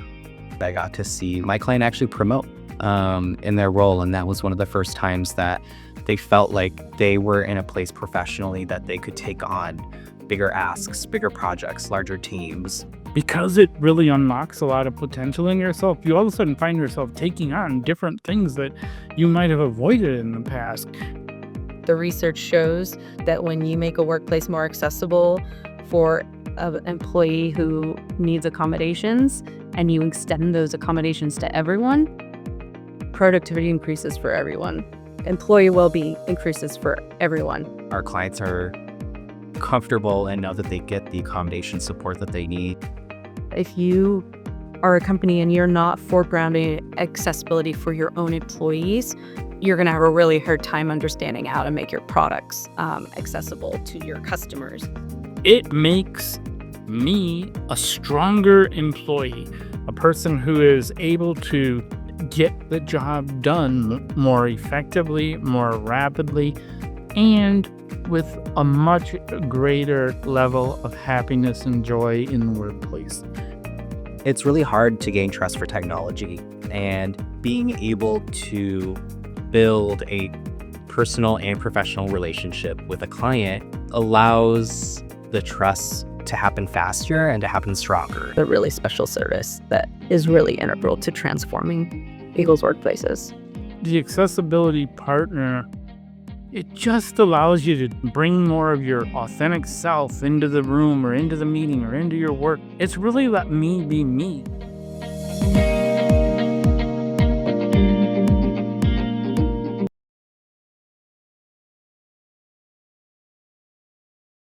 It will only get worse, right? Like that if I could leave one message, it's that it will only get worse. This area is at immediate risk from an active wildfire that is spreading. This is not a test. I was evacuated for a wildfire, came very, very close to my house, and our house almost burnt down, but it didn't, we were very lucky, and that's literally one of my first memories. And so I think being from California, which is so wildfire prone, it's such a passion of mine to be able to put good fire on the ground and prevent wildfires. There are the staff that help to like upkeep the forest. That is the most important part, I think, of the Forest Service, because they're knowledgeable about the forest and they care about what they do, and interacting with them is so important because people don't understand that like this land and all of our forests need to be protected, you know, and that's what they do. They protect that land. That's one of the most important things that we have in this country. Thousands of other U.S. national parks and Forest Service workers are out of a job as part of the sweeping effort to cut the size of the federal government. I spent 7 hours hiking into the Grand Canyon for the very first time. I start freaking out, like, what do you mean they're firing probationary employees? I just started, my whole body was numb. I go to the landline and I call Ellen. Ellen's our supervisor. And she goes, Leah, you got the email. And I start sobbing. It was the worst news of my whole life. It was probably one of the deepest losses I've ever felt. I had just sacrificed a lot to get down there. Land management agencies like the Forest Service and National Park Service are extremely important to preventing wildfires, ensuring public safety. It's not just about recreation. These land-based agencies act as stewards of the land. Staying in tune with yourself and your own needs is essential to getting through this. Wildfires are going to happen. They're going to increase. We're not going to have the resources to fight them. You're not going to be able to go to your favorite parks. Yosemite is going to turn into a wasteland because you can't go because there's not enough people to work at that park. We don't want it to get to a point where our land is decimated, where it's not kept up, where we have so many wildfires we can't keep up. We don't have the resources to fight them. You don't want it to get to that point. You can go outside and, you know, like feel the grass on your skin or whatever, but like you can put pressure on your local officials and your elected officials. I think that we can be the change.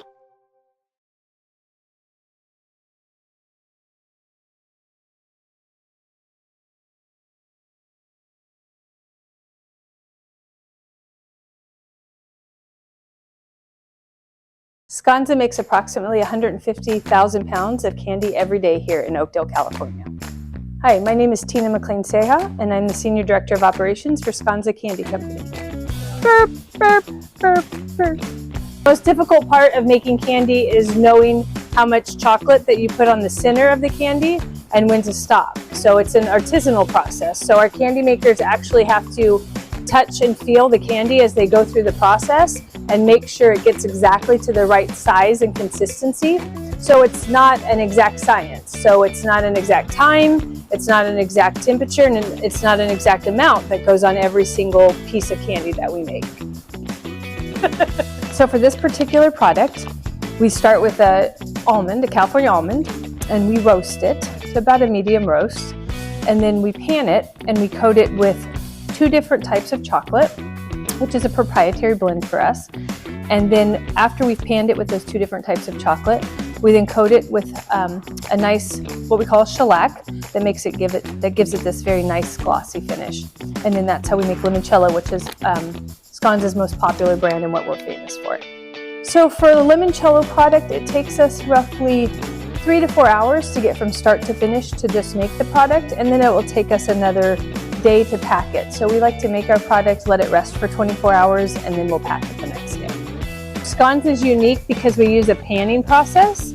Not all companies use pans. A lot of candy companies use what's called enrobing.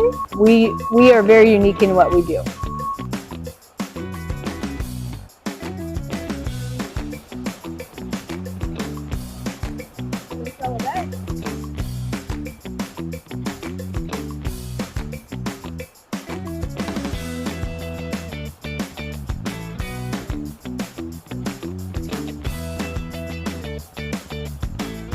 You can find Sconza limoncello at Costco during the spring season, but you also can buy Sconza products any time of the year at sconza.com, and they ship nationwide.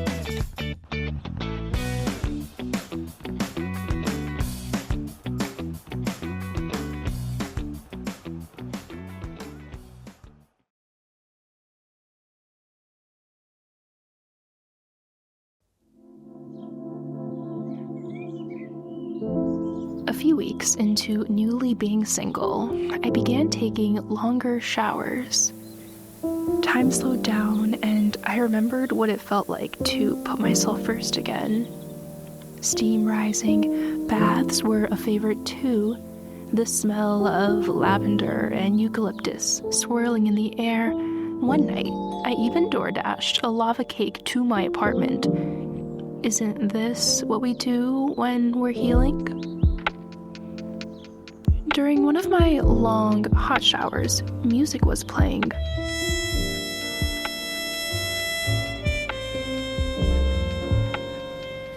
The song's warm keys transported me from my cold Seattle apartment to golden hour in LA, the city's fleeting moment when everything is bathed in a golden, dreamy haze.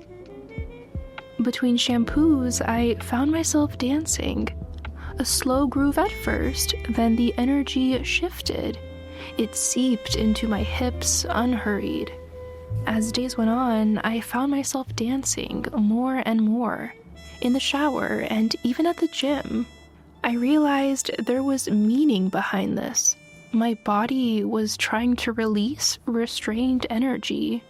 I began to wonder about the connection between dance and health. I learned about somaesthetics, a field that studies the body, its use, and how we store experiences. When I dance, my body flows into a natural healing state, like it's returning to something it's always known. Sometimes when I'm really on my creative, really going, I get a lot of my inspiration from exploring my own body in class and being pushed by other people. This is Egypt Savan, an instructor at Pop Rock's dance studio in Seattle, Washington. What I'm doing wrong is this is slower. Egypt's from Cincinnati, Ohio, where she went to a performing arts school. There, she learned classical ballet and modern dance. She also danced on her school's hip-hop and majorette teams. Now, she walks me through her creative process when choreographing. First, I start off with a song is always the most important. What message do I want to convey? And then once I have that song, I pick the part and I just really listen to it. And I get it in the bod and just wiggle around and see if I want to move to the music or the words. Today, Egypt teaches classes in hip-hop, ballet, and kids dance. For Egypt, dance can communicate what words cannot. Right now, as a Black woman in America, having the choice to create what I want and to do this art is really important to me because I can say so much with what I do. So having that freedom to bring awareness to certain things without having to say it with my mouth is very important. Yeah, you don't own much in this world, but you do own your body and it's yours. The carbon in my body has journeyed across the universe, cycling through stars before becoming a part of me. I can't help but see a connection. Just as these elements have moved through space and time, my movements express strength.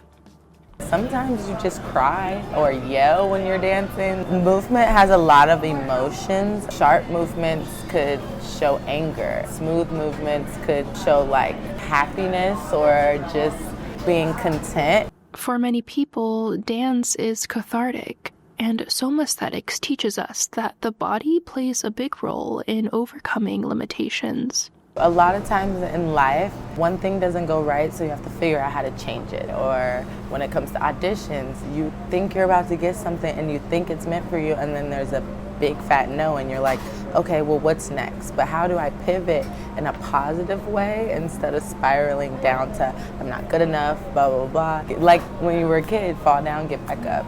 Yeah, and that was what dance did for me.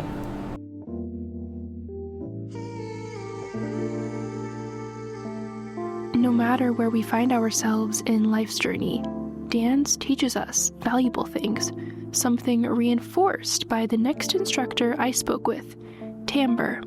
My name is Tambe. My artist name is Timbre Dancer. My family, growing up, I've lived in a household that loved music. That's like what I'm named after. And so, you know, when we would be home, and I just grew up in an environment that just really, really appreciated the arts and particularly music. I remember like summer nights, almost every day for like hours, that we would be outside in the backyard dancing to music. As Timbre got older, she started freestyling, a type of dance she says is limitless, as opposed to starting out learning choreography. Then in college, she studied dance as part of her degree at Pacific Lutheran University. Study everything that I possibly could. Salsa, cumbia, bachata, folklorico. Towards the last little bit, I joined a burlesque club. It just rocked my world. So since then, I really found a niche with trying to create movement that feels empowering. Dance can be an intimate exchange between people. When I dance, I'm marking my place in the environment. There's a moment, particularly within the hip-hop dance culture, that's called ciphering. It's a moment where there's a circle. Everyone kind of gathered around together, and there's a space in the middle. That's a time for anyone to go in the circle and to just dance their heart out. I've never felt more connected with everyone, and there's kind of an unspoken expectation where it's like we're all here to support each other, and we're all here to just really enjoy the music and express ourselves. A cypher is a feeling that is just like, wow, at the core of it is really connecting with people around you. Dancers don't need to step into the circle to be a part of it. Their presence alone is felt. This energy exchange transcends beyond the cipher and into the studio, where Timbre ends each of our classes with affirmations, a practice sparked from Timbre asking herself what kind of support she would want in a dance space.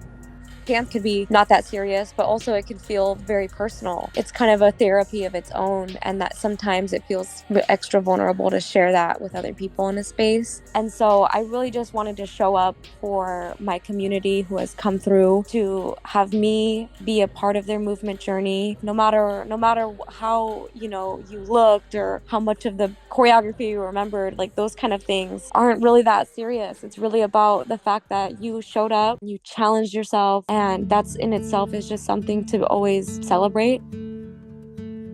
Dance can be vulnerable, like Timbre says. The heart feels something and the body responds, even if the mind takes longer to catch up. That day in the shower, I wasn't analyzing, I was just moving. And that's the thing about dance. It has the power to pull us from our numbness. Egypt and Timbre remind us of this. Community is all about when you feel like you're at your lowest, somebody is there to remind you your worth and remind you how good you are. Dancing and even like my life is just one big dance, right? If you fall, you make it a part of your dance and you just kind of get back up and just keep going. Thanks for listening to The Power of Dance for ComLead. This is Sofia Sayablian.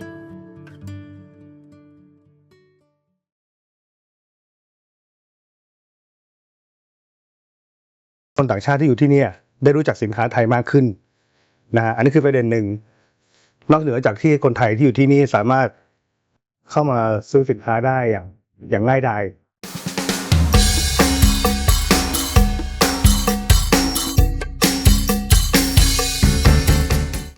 ครับสวัสดีครับผมเตอร์นะครับอยู่แผนกเซลล์หรือฝ่ายขายของร้านแม่โขงนะครับแม่โขงจริงๆมันคือแม่น้ำโขงนั่นแหละจะมีไทยลาวพม่านะฮะต้องบอกก่อนว่าแม่โขงร้านนี้เปิดมา40 ปีแล้วก็คุณหน่อยก็มาต่อเนื่องกิจการจากเจ้าของเดิมเป้าหมายก็คือกลุ่มลูกค้าที่เป็นอาเซียนนะฮะสินค้าก็จะเป็นกลุ่มของอาเซียนคนที่อยู่ในเอเชียที่อยู่ในซีแอตเทิลนี่แหละนะครับอยากจะให้คนไทยมีแหล่งซื้อสินค้าไทยนะฮะที่ซีแอตเทิลด้วยนะฮะแกก็อยากว่านำสินค้าไทยเข้ามาขายในนี้แล้วก็ให้คนไทยที่อยู่ที่นี่ได้มีโอกาสจับต้องสินค้านั้นได้ใกล้ชิดขึ้นนะฮะจริงๆตลาดแม่โขงเราอยากให้ตลาดเราเป็นตัวกลางเนาะเป็นตัวกลางในการนำสินค้าไทยนะฮะเข้าสู่อเมริกานะครับเหมือนเป็นผู้นำเข้าสินค้าไทยๆและเป็นการส่งเสริมสินค้าไทยให้ต่างชาติให้คนต่างชาติที่อยู่ที่นี่ได้รู้จักสินค้าไทยมากขึ้นนะฮะอันนี้คือประเด็นหนึ่งนอกเหนือจากที่คนไทยที่อยู่ที่นี่สามารถเข้ามาซื้อสินค้าได้อย่างง่ายดายนะฮะไม่ว่าจะเป็นทางรีเทลนะฮะรีเทลทางโฮลเซลหรือจะเป็นออนไลน์ก็แล้วแต่นะครับนี่ก็อยากจะฝากร้านแม่โขงนะฮะให้กับทุกท่านได้ลองเข้ามาเยี่ยมชมแล้วลองจับจ่ายใช้สอยสินค้ากันดูนะฮะไม่ว่าจะเป็นคนไทยคนอาเซียนประเทศอะไรก็ตามที่อยู่ในซีแอตเทิลในวอชิงตันนะฮะจริงๆเดินทางก็ไม่ไกลหรอกครับอยู่เส้นเรเนียร์นะครับถนนเรเนียร์ที่จอดรถเรากว้างขวางนะครับเปิดทุกวันครับ 9 โมงเช้าถึง 6 โมงครึ่งตอนเย็นนะครับครับยังไงก็ฝากร้านแม่โขงไว้ด้วยนะครับอย่าลืมนะครับคิดถึงบ้านคิดถึงแม่โขงนะครับขอบคุณครับคิดถึงบ้านคิดถึงแม่โขง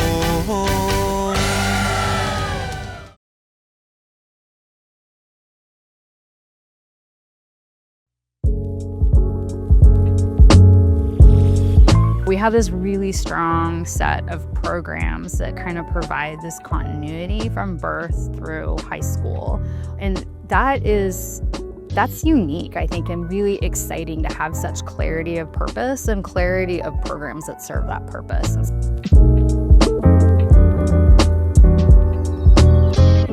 The thing that I have teachers repeat to me frequently is the phrase brave, not perfect.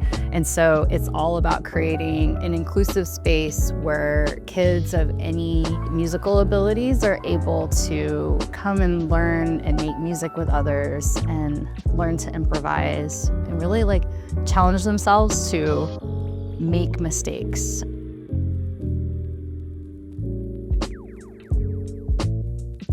Jazz Spouts is a curriculum that's really about giving kids just exposure to music, but in the tradition of jazz. It's kids at a super young age getting immersed in music, in that not just listening to music, but taking part in making music.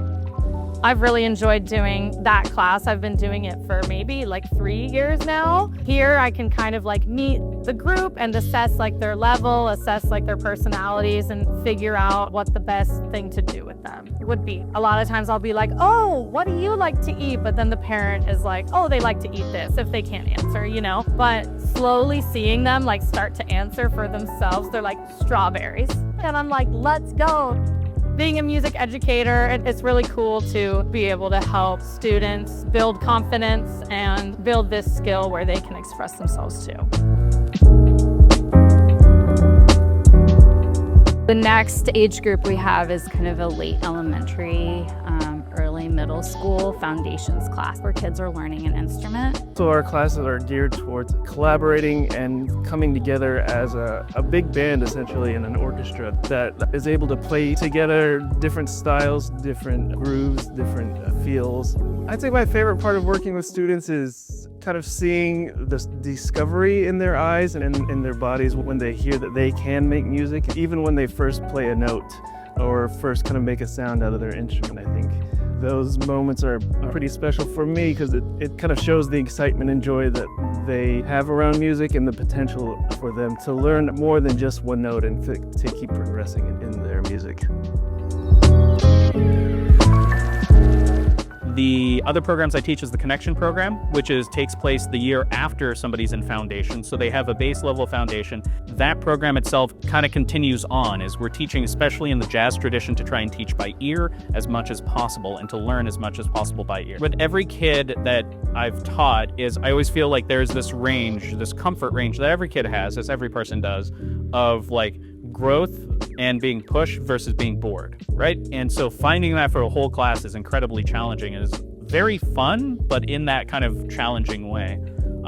Because when you see it work and you see kids who have been pushed just the right amount to learn something new and they realize that they've learned something new, I swear there isn't a happier look on a person's face than when they have learned something new and realize it's from their own efforts. Like, it is such a rewarding thing.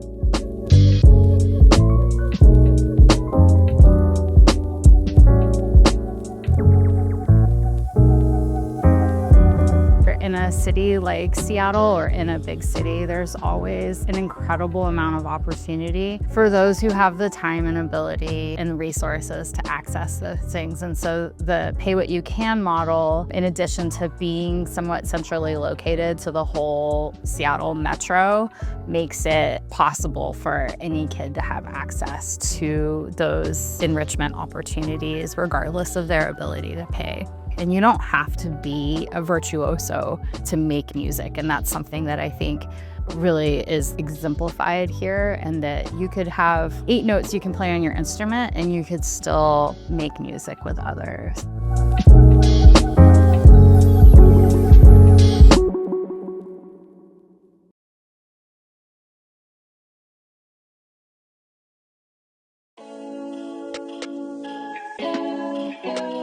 Hi, I'm Katie. I was vegan for 6 years, then vegetarian. But honestly, it can be really hard to follow those diets in the US. This year, I started questioning if how I was eating was right for me. What started as sampling a bite of salmon turned into finding a local diner to fulfill my bacon craving. I thought I'd never eat meat again. Like, really, I would have bet you a lot of money 2 years ago that I would never eat meat again. But that morning, I found bacon and I just went for it. I sent a video of my first bite to my friend Kimmy. Oh my god, that's so good. Even more shocking than ordering the bacon was how much I liked it. And after that, it felt like I kind of owed everyone an explanation. Like I had to go on my own version of a breakup tour. It felt like a vow I'd made to myself, I guess, like betrayal, maybe not of the diet, but of what it had meant. Because food isn't just food, it's belief, belonging, and a sense of self. So what happens when you stop being who you said you were? I'm standing in the dirt with Kenny and Mihye on a first-year farm where rows of beets and bok choy stretched beside neighboring plots and geese cut across the sky overhead. The soil is soft from a recent rain, probably, and they're planting lettuce today. There's a quiet rhythm to the work. This is where Kenny and Mihye grow food. I feel like with starting the farm, I'm not only learning how to farm and how to create food and create connection over food, but I also feel like I'm just learning a lot about myself along the way. And like choices relative to food, but also just like as a person. Their farm, Wild Plate, is more than a place to grow vegetables. It's a kind of living experiment, a commitment to doing things differently. It's beautiful. Like, I don't know, we're standing here looking at it and I find it so beautiful. Just the colors and the patterns. It's just crazy that plants grow like this and look like this, and then they taste even better. It's really beautiful. Here, food doesn't come wrapped in plastic. It's pulled from the ground, washed in a bucket, and eaten still warm from the sun. That is so good. Really delicious. Watching Kenny and Mimi tend this land made me realize something. You don't have to choose between caring and changing, between identity and growth. And I hope that people are inspired by that and maybe find beauty in the food that they're getting, and then also maybe can find other areas in their life where they are like, wow, if I just take a second to like appreciate how wonderful it is that this exists in the way that it does. Sometimes the most honest version of yourself is the one still figuring it out. Standing here with Kenny feels a long way from when we met in college. My partner Bryce and I were vegan, and Kenny's plate was wild in a different way than it is now. I was eating enough chicken for the both of us, probably. If you knew Kenny back then, you knew his deep appreciation for a juicy steak or a perfectly cooked burger. He had a running bit where he'd offer us piles of cash to give up and have a steak with him. Seems like he might owe us a few bucks now.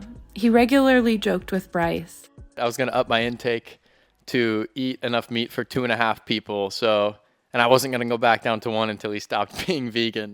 But here he is now, growing food, cooking curry with sauerkraut, loving tofu. He still eats meat, but he's thoughtful about it. No label, just evolution.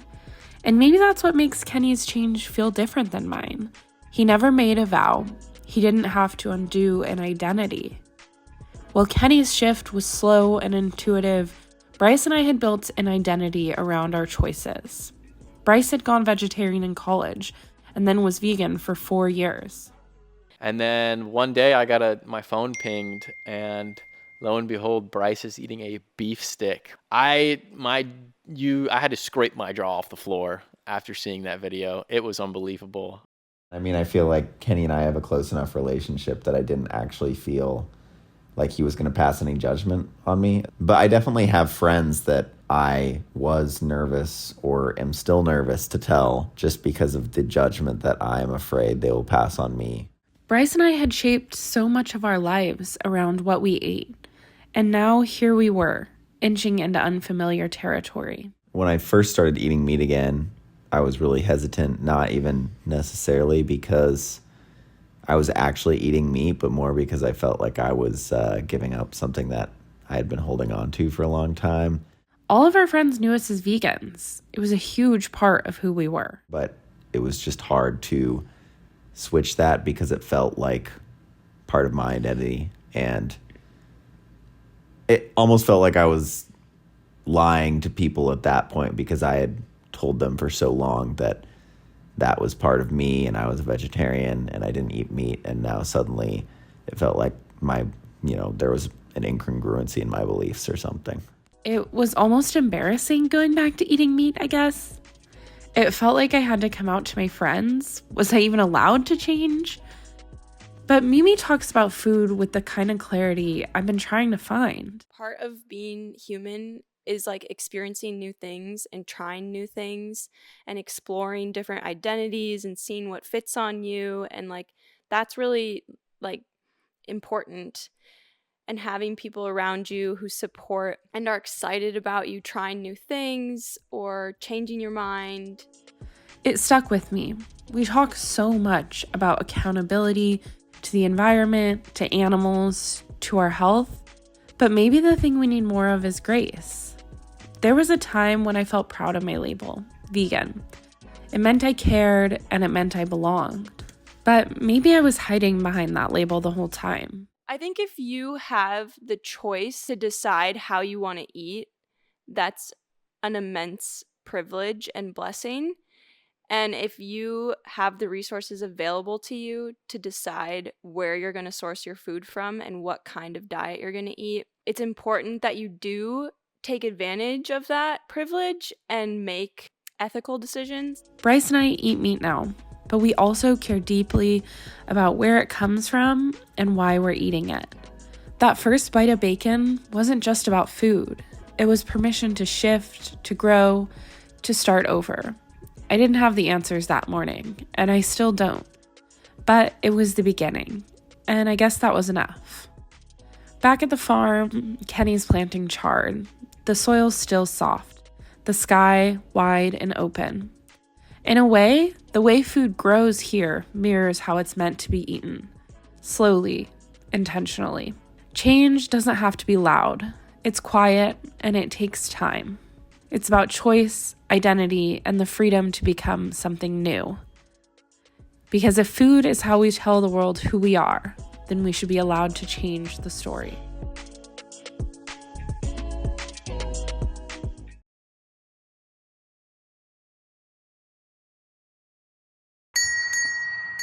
The UW Food Pantry is a student-led organization to anyone who needs it, who's active in the UW community.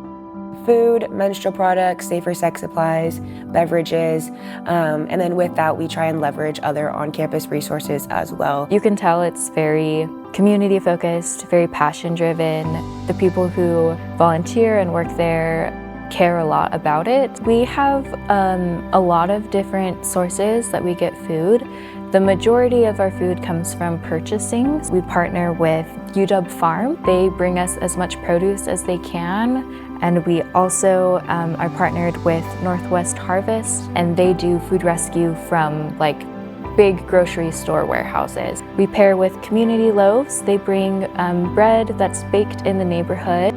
We have Costco delivery, so that's the food that we purchase on Wednesdays. We have our gleaning program. Volunteers and Angelina, they go to various places on campus. I manage the food recovery program at the pantry, and essentially we work to divert food waste. A lot of these are excess sandwiches, salads, there's a lot of bread, whole produce that we get. So for example, Starbucks on campus, our volunteers will come in at a set time, they'll grab the cart and they'll load up coolers with ice packs, and then they'll head out to the different Starbucks locations, and when they come back, we'll enter all of the information of what we received from Starbucks into our donation tracking spreadsheet. We'll also record time and temperature for food safety, and then we'll distribute all those items to pantry visitors.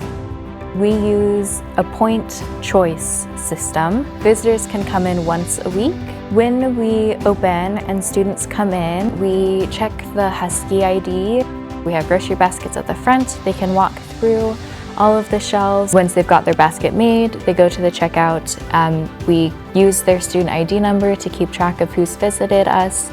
We weigh the basket, we count the points, and we log the weight and the points. Right now, we see between 600 and 700 students a week. Our big social media platform is Instagram. We have over doubled our Instagram followers, and with that, like, thousands upon thousands of viewers on our Instagram every month. Beyond just food needs, but we also try and refer people who visit us to access other resources on campus. My goal is just to continue to expand off campus. I just want to continue to expand until we reach our storage capacity. More than food, we provide support. More than food, we provide support. More than food, we provide support. UW Food Pantry. UW Food Pantry. UW Food Pantry.